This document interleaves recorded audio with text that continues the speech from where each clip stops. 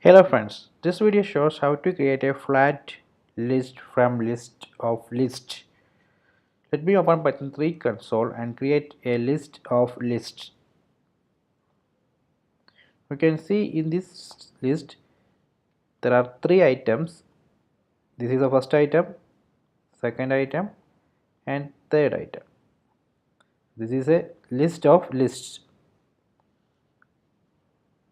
So I am going to insert one module named itertools. Then I am going to use this from iterable function in the chain module of itertools module. So in this from iterable function we need to pass the list of list. So let me execute this statement, then print the result.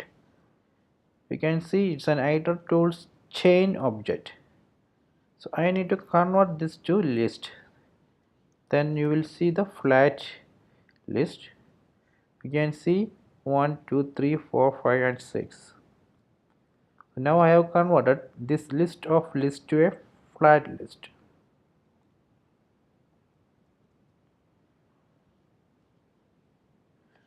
Okay, so please subscribe my channel, please like and share the video.